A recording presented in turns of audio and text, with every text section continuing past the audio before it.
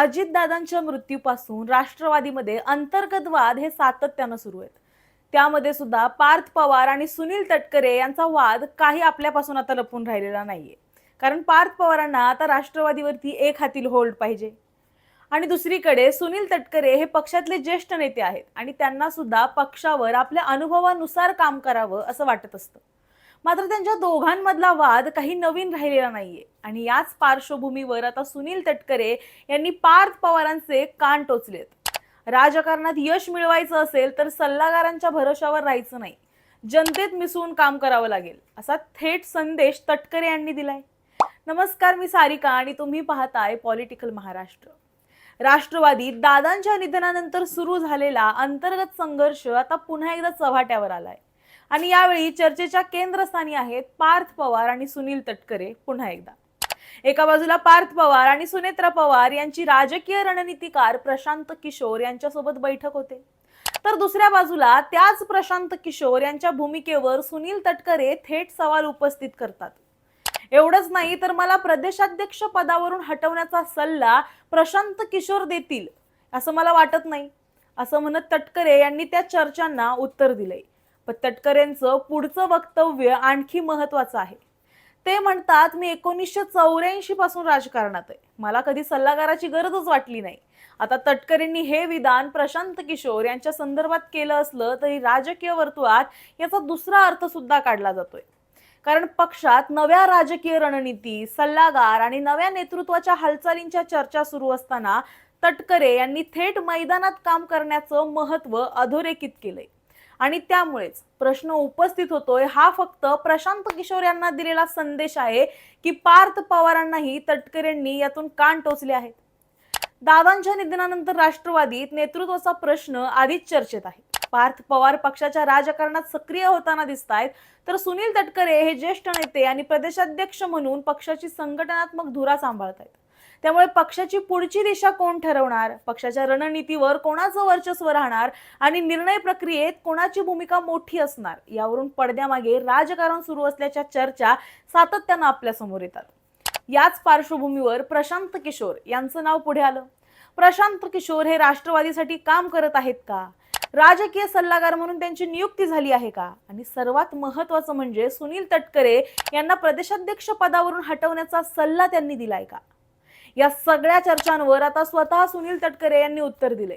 तटकरे म्हणतात, प्रशांत किशोर राष्ट्रवादीसाठी काम करतात हे मलाच माहित नाही, त्यांनी राजकीय सल्लागार नेमल्याचीही माझ्याकडे माहिती नाही. पक्षानं त्याची सल्लागार म्हणून नियुक्ती केली असती तर मला त्याची नक्कीच माहिती असली असती.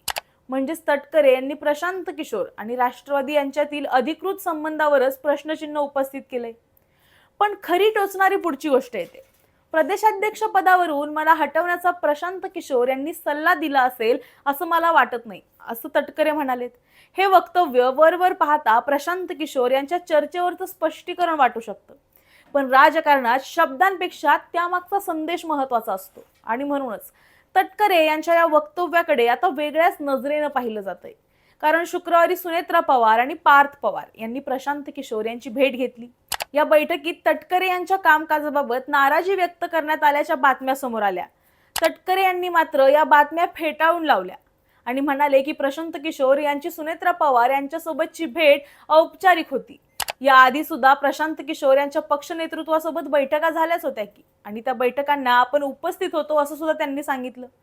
पण तटकरे इथेच थांबले नाहीत, तर अजित पवार आणि आजपर्यंत तब्बल 8 वेळा महाराष्ट्र जिंकून काढला, त्यामुळेच पक्षाच्या आमदारांची संख्या 41 वर पोहोचली असं सांगत त्यांनी आपल्या आणि अजित पवारांच्या राजकीय कामाचा दाखला दिला. यातून तटकरेंचा संदेश हा अगदी स्पष्ट आहे.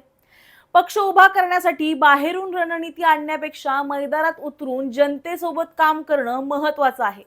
तटकरे यांनी स्पष्ट शब्दात सांगितलं की राजकीय सल्लागारावर अवलंबून निर्णय घेण्यापेक्षा जनतेत मिसळल्यानं राजकीय यश मिळतं, यावर त्यांचा विश्वास आहे. आणखी एक महत्वाची गोष्ट म्हणजे पक्षात कोणतेही गट तट नाहीत, आपल्यामध्ये संवाद नाही अशा बातम्या निराधार आहेत असंही तटकरे यांनी सांगितलं. सध्या होत असलेल्या नव्या नियुक्त्या माझ्याच सहीनं झाल्यात असं सांगत त्यांनी संघटनात्मक निर्णयामागे आपली भूमिका अजूनही मजबूत असल्याचं स्पष्ट केलं.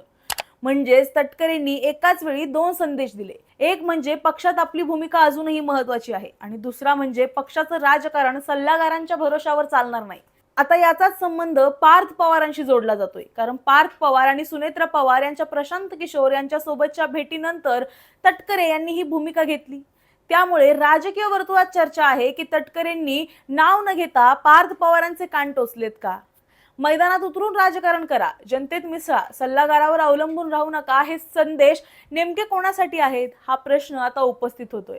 याच दरम्यान तटकरे यांनी राष्ट्रवादीच्या विलिनीकरणाच्या चर्चेवरून शरद पवार यांच्यावर टीका करणाऱ्यांना सुद्धा सुनावले. पुण्यातील संजय काकडे यांनी शरद पवार यांच्यावर केलेली टीका चुकीचं असल्याचं तटकरे यांचं म्हणणं आहे. सोबतच अजित पवारांसोबत वेगळा निर्णय घेताना शरद पवारांवर टीका करायची नाही असा निर्णय झाला होता, त्यामुळे संजय काकडे यांच्यासह सर्वांना याबाबत समज दिली जाईल असंही तटकरेंनी स्पष्ट केलंय. म्हणजेच एका बाजूला प्रशांत किशोर यांच्या भेटीवरून पार्थ पवारांच्या राजकीय हालचालींची चर्चा आहे, दुसऱ्या बाजूला तटकरे यांची सल्लागारावर अवलंबून न राहण्याची भूमिका आणि तिसरीकडे पक्षांच्या निर्णयावर आपली सही असल्याचं त्यांनी बोलून दाखवलेली गोष्ट आहे ही. त्यामुळे आपली पकड किती मजबूत आहे असं त्यांनी सांगितलंय. पण तुर्तास तरी त्यांनी पार्थ पवारांचे कान टोचले असं म्हटलं जातंय. यावरून तुम्हाला काय वाटतं? राष्ट्रवादीच्या अंतर्गत संघर्षात तटकरे वर्सेस पार्थ पवार हा संघर्ष चालू आहे का? याबद्दलचं तुमचं मत आम्हाला कमेंटमध्ये नक्की सांगा आणि अशाच व्हिडिओसाठी पाहत रहा पॉलिटिकल महाराष्ट्र.